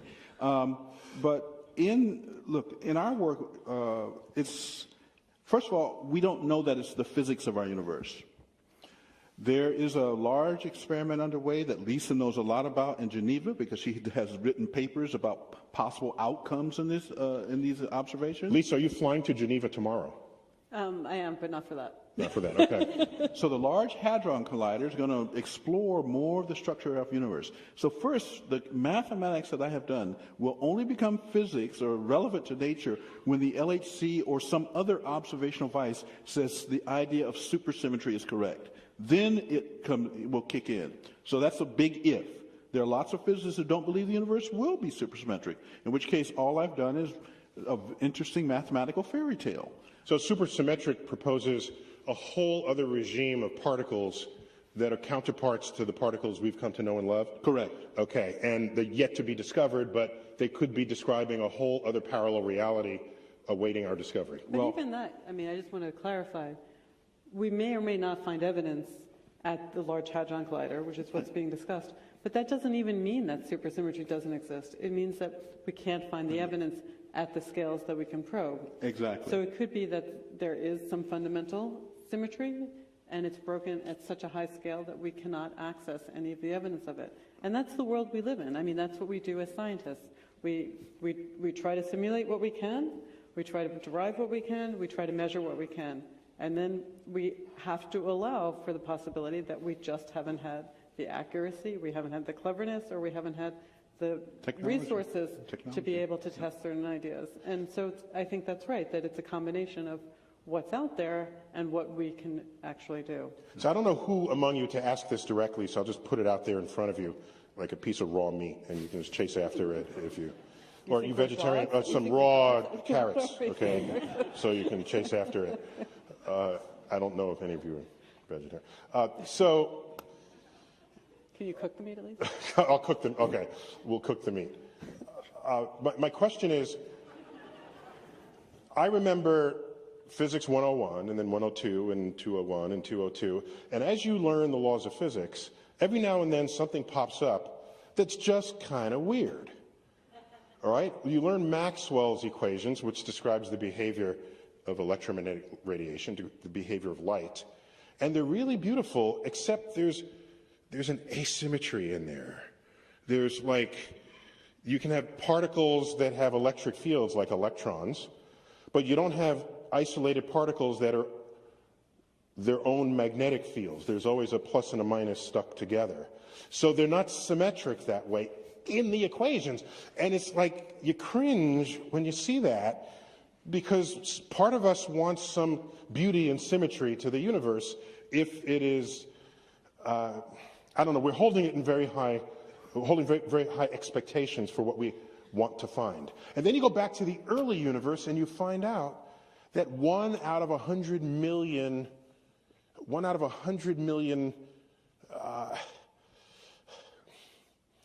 photons did not become a photon because symmetry was broken and it made only one matter particle. Whereas all the other interactions had matter and antimatter, they annihilated and became photons. And we are made of this 1 in 100 million stuff that's left over. Something broke in the early universe. And I ask you, why aren't these bugs in the program that we're dealing with? So I'm going to actually answer that. You got an answer for that. Very cool. Very cool. So it's definitely not a bug in the program, because in both these cases, the underlying laws actually do exhibit symmetry. As Jim knows really well, that it has to do, if in our description of electromagnetism, you have electrically charged particles. There's an alternative description where the fundamental particles would be magnetic. That's not the universe we find ourselves in. So a lot of the symmetry is broken by the actual state of the universe we live in. So it could be that the laws of nature have some underlying symmetry that gets broken at some point. So who's breaking it? Who's breaking it? The universe. The universe is No, that's not the answer. I'm looking for a little more insight into who's breaking the laws of the universe than just the universe. Well, here's a simple example, okay? Well, just to be clear, we come up with what we say are laws, and then if we see an exception, we say that there's a case where the law is broken, and we're okay with that. Suppose I have a pencil. So, sorry, symmetries that are broken. Suppose I have a pencil standing on end, at rotational symmetry, right? We'd like to believe everything's rotationally symmetric. Why should one direction be different? So I have a pencil standing on it. It's going to fall down. It's going to fall down in some direction. Now, who made it fall down in that direction? No one made it fall down in that direction, but it was going to fall down in some direction. So the symmetry is broken. We didn't ask the symmetry to be broken. The fundamental laws were perfectly symmetric, but the symmetry is broken. And there's many things in the universe that are like that. The fundamental laws are symmetric, but the actual universe we live in has broken. So we can't look for weirdness, because if it is a program that's running, which came up earlier, and we all had programs that crashed, what happens if our program crashes? Do we all disappear, like instantly? What are the consequences to this being a program if someone unplugs it? If there's a bug that crashes the entire system? Is there any piece of the universe where that part of the program failed? I have it on good authority. Spinning wheel here on the stage, going round and round and round. I have it on good authority. It's crashed 5 times during this panel discussion, but fortunately it rebooted perfectly, and we have no memories of it. That's just good error correction. No. But Neil, the point you raise, in fact, is for me one of the most uncomfortable ideas about the simulation hypothesis. That it's running on some device, and that the errors would then, how would it manifest itself? Well, in the way that I think most of us think about it, it's kind of the end of the universe. And for me, The universe that I have studied for 50 or 60 years is it's a place of mystery, but it's not a place of the fundamental kind of insane, unleashed chaos that kind of end. Now, we know that we talk about, for example, false vacua. That's something, again, that Lisa knows a lot about, because it was pioneered largely by Sidney Coleman, a professor at Harvard, before Lisa got there. We know that these possibilities are out there, but the breaking of the symmetries are so... One thing that's really odd about this is if you don't break the symmetries, you don't get us. You don't get a universe with creatures like us in it unless you break these symmetries. And so maybe the question was... like, why did I break those symmetries? That's right. The simulation of why am I breaking those symmetries? So, the fact of our existence says something very deep about the mystery of this place we call the universe. Because the laws, the symmetric laws, they're beautiful. We write them with simple equations on 1 or 2 lines. But if those laws held exactly, we're not here. In fact, it's just a universe of photons. I think that's a very good point you bring up there. At first, it looks like if someone simulated this, they had been drinking too much or whatever. They were really wasteful, because you might ask, like, why, if they just wanted to simulate us, did they bother simulating all this dark matter, 6 times as much matter? Obviously increased their CPU cost, but they had to pay for their Uber cloud services, whatever. Who needed that? Plus, we came really late in the universe. But every single thing we've discovered, like dark matter, for example, that seemed superfluous, we've since discovered that if it weren't there, we would be dead. Or in fact, we wouldn't even have evolved in the first place. If there were no dark matter, for example, then its gravity would have not been there to help pull our galaxy together, and the Milky Way wouldn't even have existed. So it's an interesting question, I think, to ask, is this the simplest kind of simulation you could run that would actually get some interesting life? Or is there something in our universe which is really just bells and whistles that you could optimize out? So maybe they're just running this kid was doing a science experiment. He ran 1 million simulations overnight, and exactly one of those universes broke the symmetries in the right way to produce conscious beings. And hey, here we are. Why did they make chiral fermions so difficult to simulate on the lattice? That's a scientific question, you guys. So maybe just adding something to this. Instead of just looking at the weirdness and that we observe in the universe, some maybe more fundamental question to ask, again, we can ask why the parameters of our universe, the mass of the electron or the cosmological constant and things like that, why should they have the value they have? I mean, in terms of the simulation scenario, you can sort of start to think that this is just an input as many other input. Or the other way to interpret it is that we don't know at a fundamental level what's going on. Maybe there is an embedding theory that would arise that is simpler, it has fewer input, or maybe just one, and then gives you the values of the standard model and all these theories that know to be exactly the same that we observe in nature. So, well, just to be clear, if any of us program a computer, a simulation of anything, there's a set of parameters that are established up front, and then you watch what happens thereafter. And then you sometimes tweak the parameters if necessary. Some other parameters are non-tweakable. Almost all of our codes, there's a line that gives the value of pi. That's not tweakable. We don't have any mathematical... For example, that in Minecraft, when you create a Minecraft world, I'm taught by Philip and Alexander, you have to input a world seed. Okay. Yeah, and if you put a different one... Basically, it means that we don't have the mathematical equations, for example, to say that the mass of the electron should be what we measure and things like that. So we don't have yet a description as why these have these values. So, but why should we be, this might have to go back to David, why should we be the measure of what an intellect is and then judge what is hard or what is easy?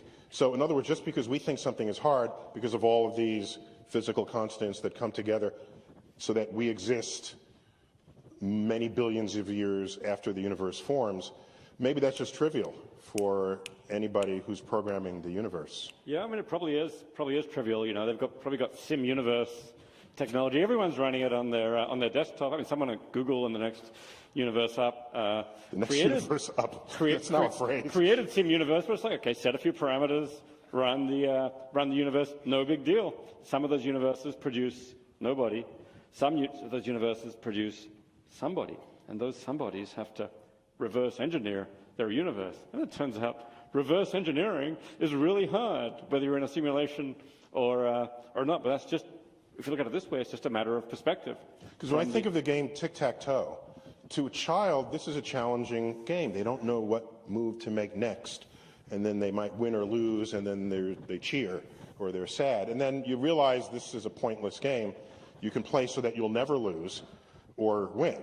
But then it's no longer fun. But to a child, it is it's a game that challenges them. And then we have the game of chess, which challenges us, but you go up an intelligence level, and then it's just a trivial exercise. I don't care how many possible moves there are. It's trivial if their brain is a greater brain than ours. And I'm reminded, which one of you may remember, just to correct me if I don't get it right, was it Feynman who first analogized the laws of nature to our attempt to understand the laws of nature would be like coming upon a game of chess and you know nothing of the game, and you're just watching people move, and you don't have the rule book, and you have to deduce what the rules are. And so pretty easily you can see, well, this piece moves this way and this only goes diagonal. You get that. But occasionally, one of the pieces jumps 2 squares instead of just 1. Well, why did it do that? You make a note of that, right? And then later on, that little piece that jumped 2, it reaches the other end of the board, and then it becomes a whole other piece. That's kind of freaky. It's rare, but it happens, and it's an important rule of the game that most of the time you don't see. And so I'm left wondering how much of a chess game without the instruction manual is the very universe in which we live. Well, to get your answers, one each from that. Yes, Zahora. Maybe starting from the philosopher side. All right, David, you lead off with that. I would say that's basically the situation we're in. We call that game, this is the game of reverse engineering the universe, and we call it science. A little bit for philosophy, too.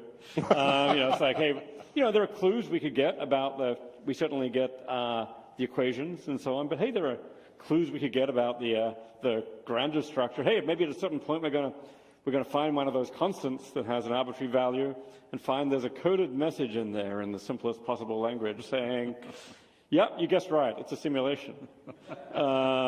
If so, then that's part of the reverse engineering too. But it's actually a miracle we can understand anything about the world we're in from this perspective. The world could have so much complexity which is completely beyond us, and it could be that we are simply scratching the surface. But I think to do science, you've just got to take the optimistic. But you left me very disappointed earlier in saying that anything. I was trying to find evidence to show that we're not.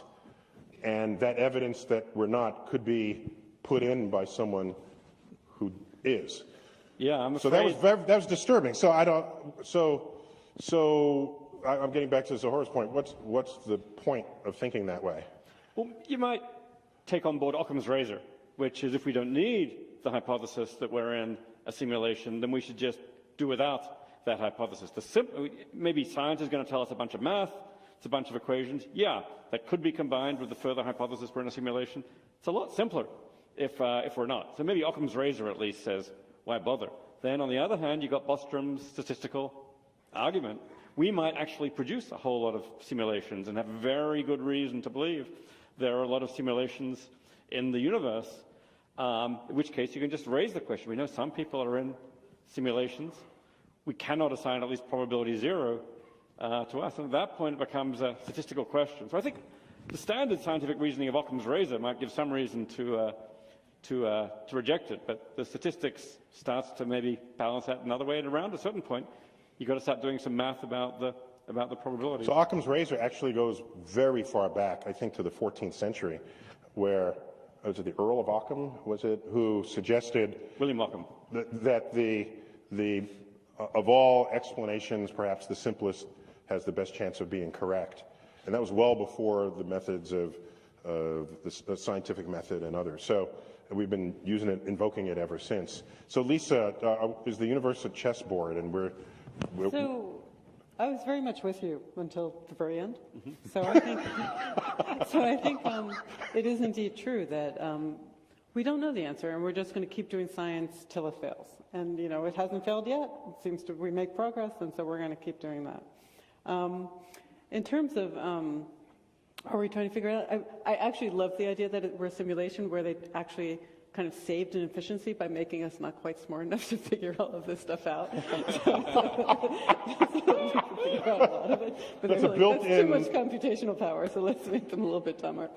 So, but I do have. I mean, I understand it's a possibility there's a simulation, but there is a problem with the statistical argument. I mean, I think if you asked any statistician, there's just not based on well-defined probabilities here. And actually, one of the key. So Bostrom's argument would say that. Also, that you have lots of things simulating things, lots of things that want to simulate us. And I actually really have a problem with that. And why simulate us? I mean, there's so many things to simulate.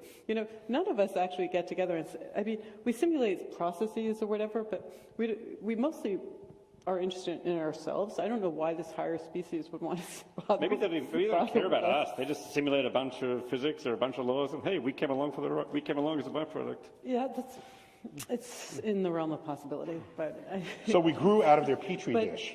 But I do think that, again, ultimately, what as physicists, as scientists, we're interested in are the things that we can actually test. So to the extent that it gives us an incentive to ask interesting questions, like do we see cosmic rays at different energies or from different directions, going at slightly different speeds or anything of that nature, or do we find the laws? I mean, that's certainly worth doing to see what is the extent of the laws of physics as we understand them. But that is what we're doing anyway, but maybe we'll be presented with a bunch of other questions. But that is, so it's a little bit of a systematic way of figuring out the chess game, because in the case of the chess game, you have many games. You can watch many games. Here we have this one universe, and we can try to make little tests within that universe to try to test laws. But those apply in those little rounds. I mean, one of the brilliant things about Galileo was he realized there's many ways to do science. There's thought experiments, there's observations, but he actually came up with the idea of experiments themselves. We're bringing him to the next panel. Yeah, I know. I'm so excited about it. You might be that one too. So that's just the nature of science. So I think we are trying to figure it out to the extent we can. Jim. I think you nailed it with the chess game analogy. One thing that I think that oftentimes when I talk to people is, and Lisa alluded to this very well, is that a lot of people think it's all about them. They really do. They think it's all about them. They have to understand things that's somehow related to them. It's all about them. And I think that one of the things that science actually teaches us is that it's not all about us. We may be struggling with the description that we're trying to construct, but the universe doesn't care whether I understand or don't understand. The universe doesn't care whether I exist or not exist. The universe, at least as I have studied it, is, I'm going to retreat into Einstein. At the end of the day, it is an extraordinary mystery. That's the sense that I get from having studied science for now 50 years almost. That we live in this place of mystery, and we need to accept a humbleness about our efforts to go out and explain that chess game that you described. Ooh. Max. I fully agree with you that the world would be a better place if we humans could be a bit more humble. At the same time, I also feel that the very soul of physics is this audacity to look for a hidden simplicity in things. So I think the metaphor of chess is a beautiful one. We have as a goal in physics to look at this very complicated, messy-seeming universe and look for a hidden simplicity. Look for rules of chess which are actually simple, not the list of one Googleplex different possible things, or not just saying it's all random. And of course, we don't know yet whether there are rules that are simple enough that our human minds can understand them or not. But I'm an optimist, and I feel it's actually much healthier as scientists if we have this innate optimism.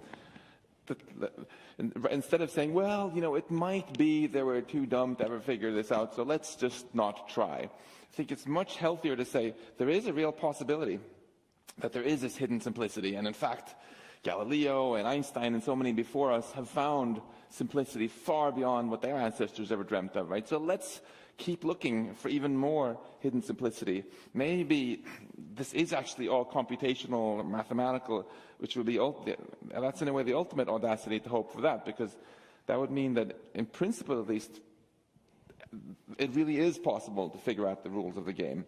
That's the attitude I'd like to take. Consider the possibility it is possible, and then try our very, very best to actually figure it out. Thank you, Mario, for that. And Morpheus.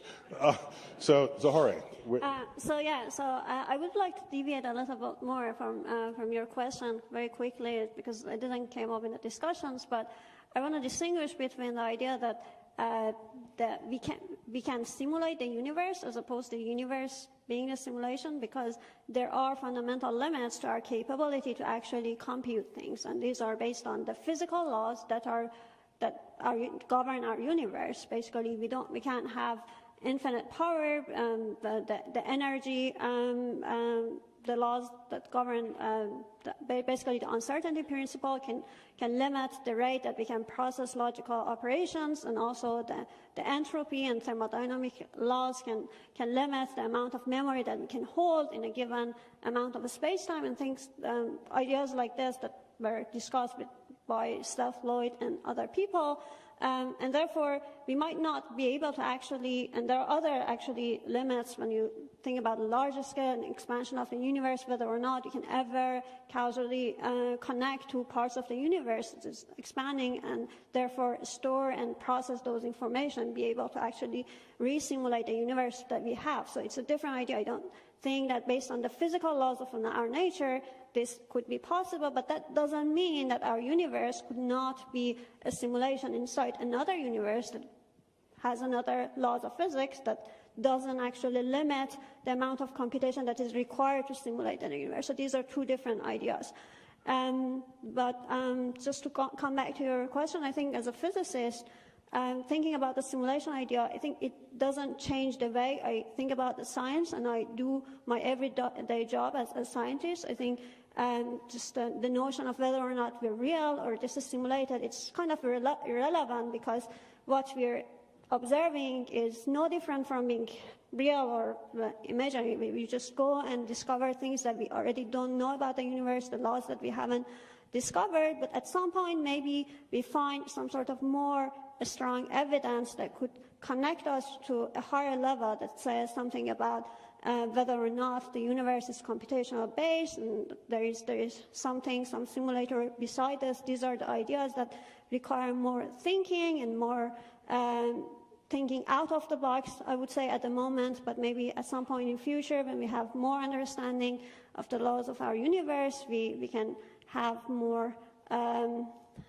rigorous way to go and look for those evidences and say something meaningful. At this point, I think there is no such evidence. We've just started to make assumptions by just comparing our simulations of the universe and see what would be the consequences of those kind of assumptions. But at the moment, we don't have such evidence, and it would be wrong to put a lot of focus on this idea. But it's definitely a very fun and curious idea to think about as a scientist, and therefore I think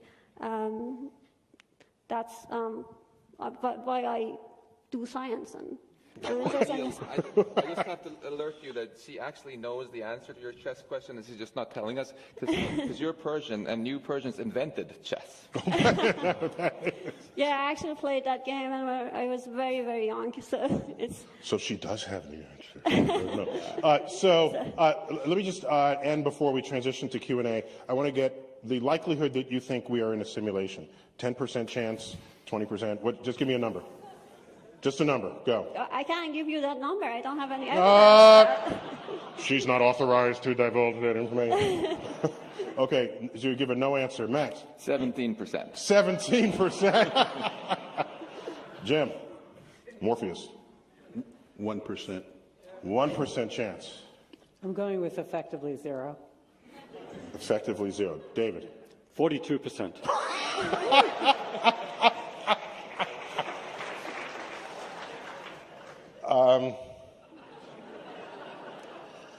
So I think the likelihood may be very high. And my evidence for it is just, it's a thought experiment, and it's simple. We'll just end with this reflection. And I'm elsewhere, like on YouTube, saying this, so you can check it out again later if you choose. I just think when I look at what we measure to be our own intelligence, and we tend to think highly of it. Getting back to Jim's point, there's a certain hubris just even in how we think about our relationship to the world. And it's understandable, perhaps, even in the search for intelligent life in the universe. It comes with the assumption that we will find life that also thinks we are intelligent. Well, if we look at other life forms on Earth with whom we have DNA in common, there is none that we would rank ever in the history of the fossil record or life thriving today that we would rank with us and our level of intelligence. So given our definitions, we're the only intelligent species there ever was, because we have poetry and philosophy and music and art. And then I thought to myself, well, if the chimpanzee has 98 whatever percent identical DNA to us, pick any animal, doesn't matter, dogs, doesn't matter. Mammals have very close DNA to us. They cannot do trigonometry. Some people can't do trigonometry, certainly not these animals.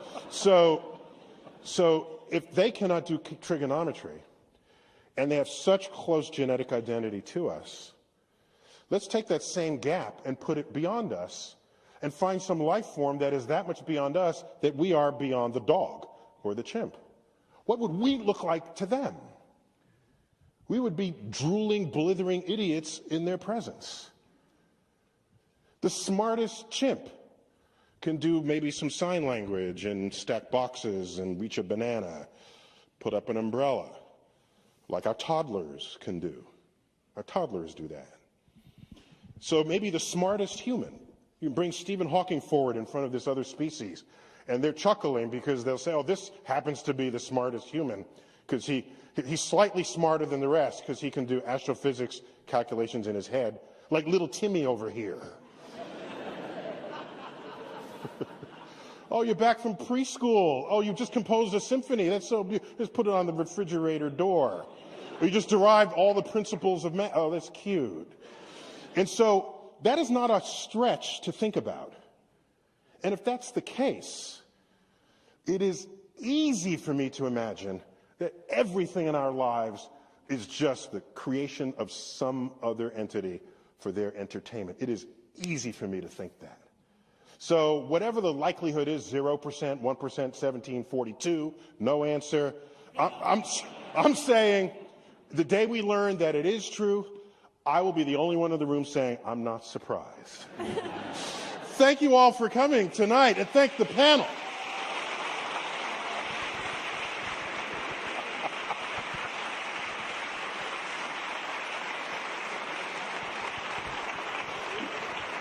We will bring up the lights, and in this transition between the formal part of the panel and the Q&A that we'll be taking from you, I just want to tell you just what it takes to run this thing. As I told you earlier, it was formed by an endowment created by Isaac Asimov's widow, Janet Asimov, and friends of Isaac Asimov, and we've been going strong ever since. And so I just want to say we have people who run this thing. We have Susan Morris, who's director of Hayden Programs. Where's Susan? Susan is out there. And we have Emily Haydet. She's also part of this team that makes this work. We have my executive assistant, Elizabeth Stachow. We have Laura Jean Checky, who's our stage manager. We have some fans of Laura in the audience. Good. We have Miriam Posner, who has been with us like forever and is a diehard supporter as a volunteer of our programs. Lydia Marie Petrosino. Did I pronounce that right? Lydia, I only ever call you Lydia Marie, but Lydia Marie is good. And of course we have Betty Walrand. These are people who make this happen every single year. I just want to collectively give them applause.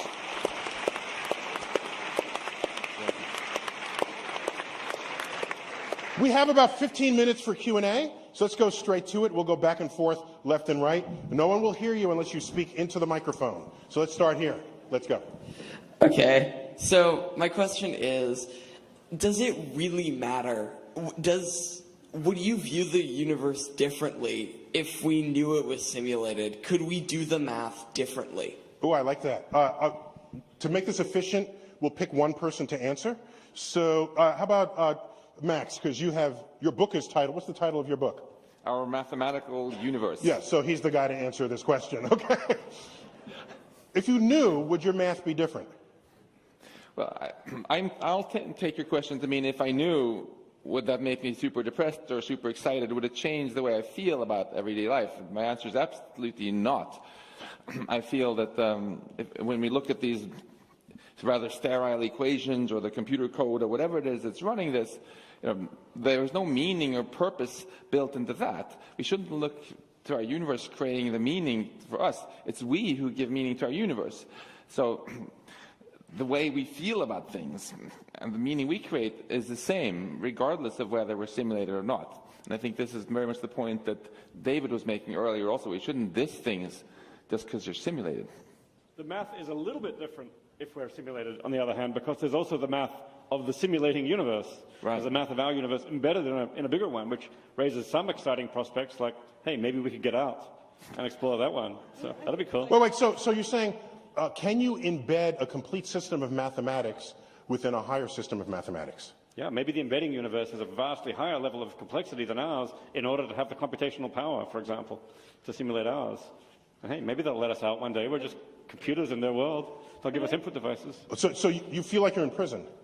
No, it's just like, it's like Earth is cool, but the galaxy is even cooler. Okay. Yeah, a quick one here. I think it would feel different. It's like, it always interests me that if you miss a basketball game and you know it already happened, it's less interesting to you to watch, even though you know it happened already, because it's not happening in real time.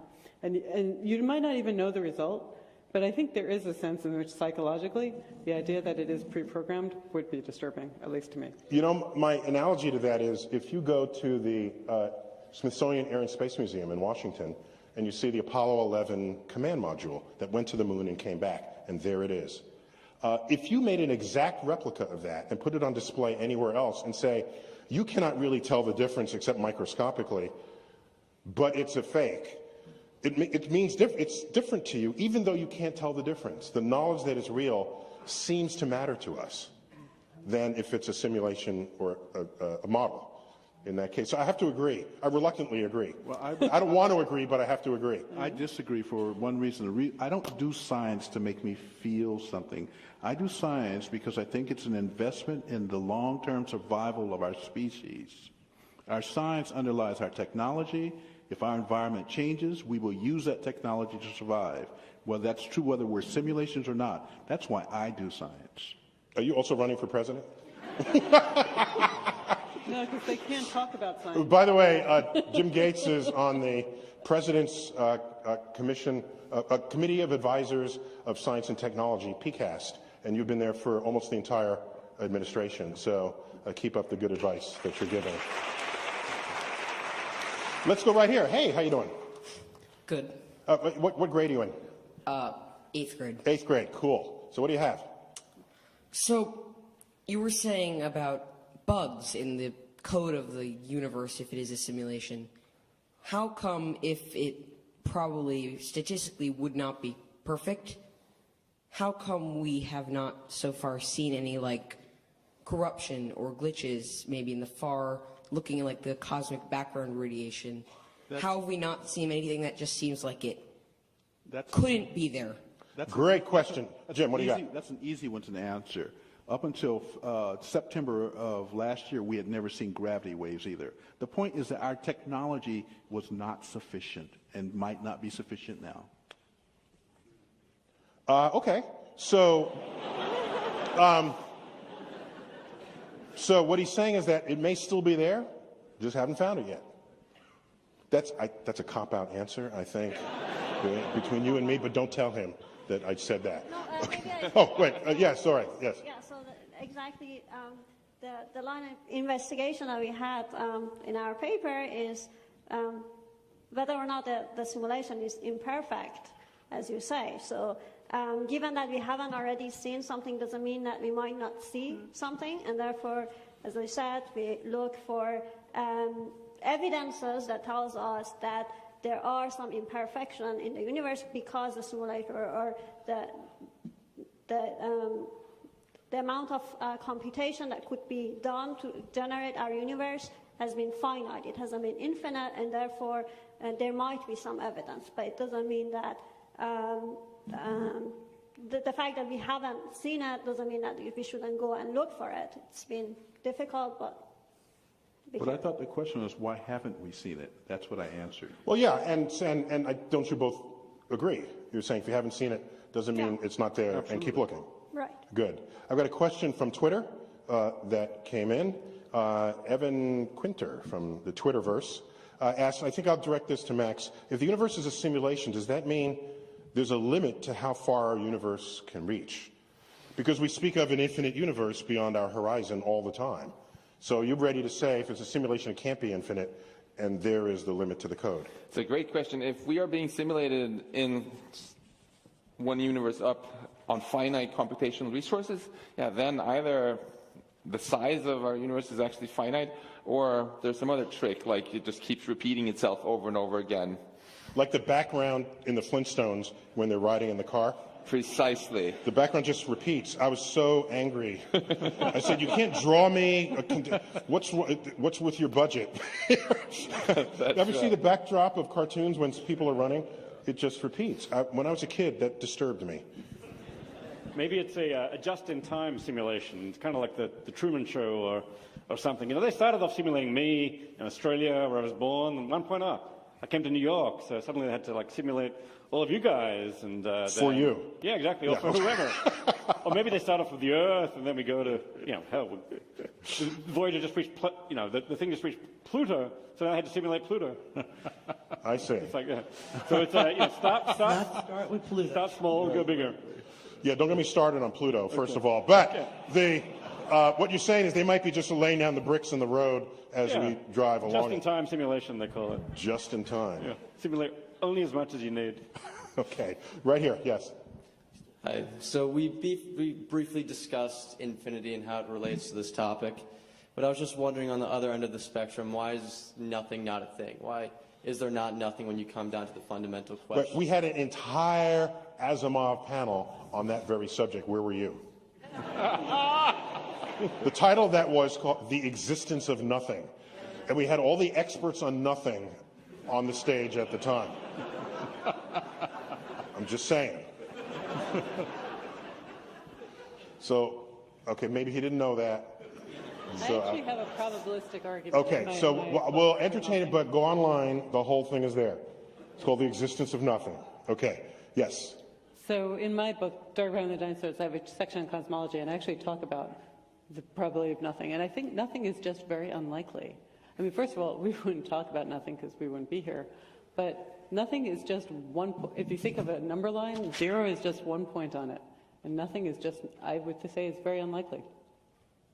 And if you have an explanation of why there's nothing, then there's something there that allowed you to have the rules that explain it.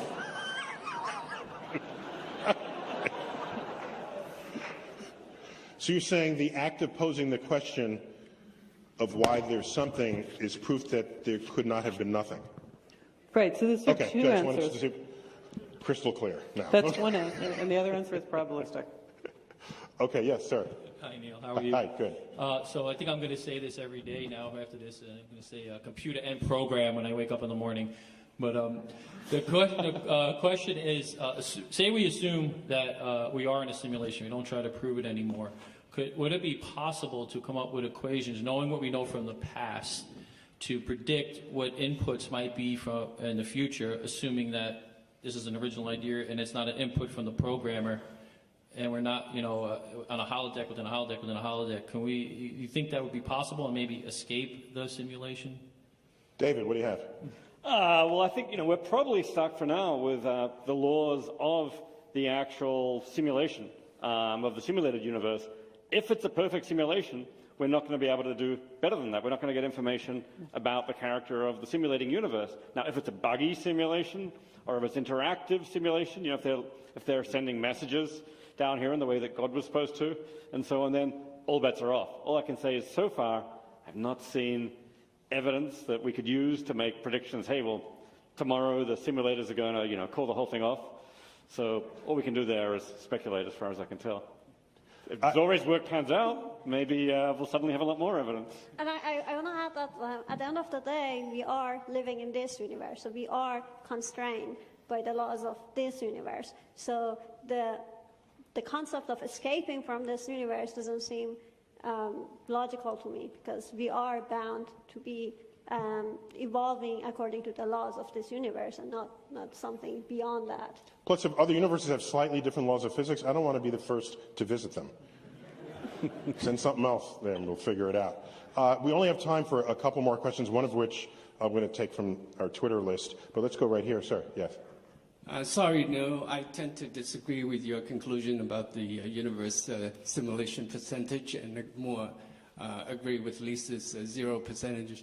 Here's why. Using your chessboard analogy, yes, there are 64 pieces on a chessboard. You can assign numbers to each piece. There's 64 squares. 64 squares, yeah. Right. And you can assign values, numerical values to the chess pieces, and then use computers to see into the number of plies, 3, 4, 5, and then run the simulation, and you get the end result, see who's going to win, and so forth.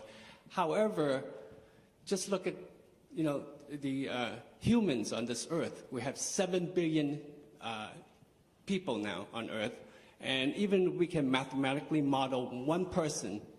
When we have interactions of each other, we have interactions of more than each other, because every action there's a reaction, and then we have 7 billion people.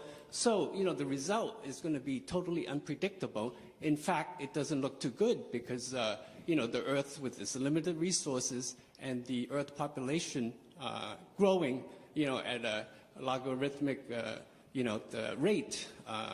It's exponential conclusion, rate. Yeah. Exponential, right? Yeah. It's going to be, one conclusion, and that is, the result is not going to be good. So, but it may be that these multiple interactions that transcend our native ability to compute are no different from the tic-tac-toe game being played by the 5-year-old.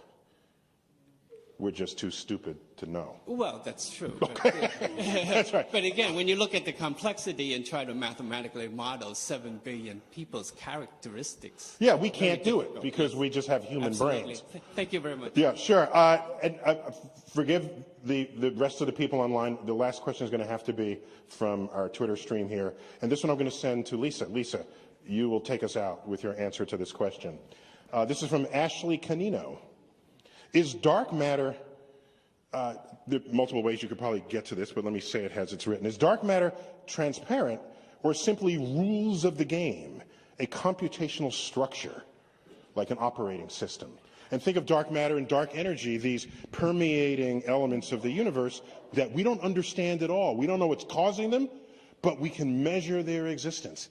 Could that be the blood of the operating system throughout the universe?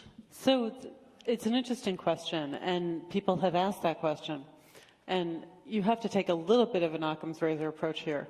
So first of all, dark matter is indeed transparent matter. It's matter that light just goes through. There's evidence for it, not because we see it, because it doesn't emit or absorb light, but because it has gravitational influence, and we can observe the gravitational influence. Now you can ask, is that because we got the laws of physics wrong and there really wasn't matter and we got the laws of physics wrong? Now, first of all, it's a lot simpler to believe this matter that we have no reason to believe shouldn't be there is there than to think we got the laws of physics wrong. Because the laws of physics work incredibly well over many different scales. So there's no evidence that those laws of physics are wrong. But furthermore, there's more and more evidence that makes it look just like it's matter. One of the things is known as the bullet cluster or other clusters, which are really mergers of clusters of galaxies. Clusters of galaxies are bound states of many galaxies head together. And when those things go through each other, a cluster of galaxies has gas in it, it has stars, and it has dark matter. When it goes through it, you see the gas gets stuck in the middle. You can see that through X-rays. Through gravitational lensing, you can see the dark matter just pass through. It acts just like you would expect matter that's not interacting to act. It goes right through, the gas stays in the middle. Now you can try to mock up equations or some simulation or something that does that, but it looks just like matter would look. It's exactly what you would predict. Except we established earlier that we don't form our own galaxies without the existence of dark matter creating the womb in which we collect. So isn't that kind of like an operating system, enabling matter to do its thing? Well, gravity is, in some sense, the operating system, but gravity is responding to the existence of the dark matter. And dark matter does play a big role. There's more of it. It collapses. It doesn't interact with light, so it can form structures more easily than normal matter. I like that. Gravity is the operating system. Well, how about dark energy? Dark energy is another just thing that's in there that's responding to gravity. So dark energy is, for those of you who don't know, it's smoothly distributed. It's not like matter that clumps together. It's the operating system. It's not the operating system either. The operating system is everywhere you touch on a computer. So is dark energy. I'm just getting confused now. It's part of what I put in, at least in my initial state, and then I let the gravity equations work on it. So you have this distribution of energy, you have this distribution of matter, and then you can ask, what is the effect of this energy that we don't observe directly? In some sense, we observe the fact that it is responsible for the acceleration of the expansion of the universe. But gravity is the only law there. The other stuff is just stuff. Dark energy is stuff. Dark matter is stuff. The gravitational equations are acting on that, and it's actually creating the gravitational force. Well, so if gravity is the operating system of the universe, I can't wait for Universe 2.0. Thank you all for coming this evening. And thank the panel. Zore, Max, Jim, Lisa, David. That was so much fun. That was really Thanks for coming out. That concludes the 17th annual Isaac Asimov panel debate. Good night to you all here in New York. We'll see you next year.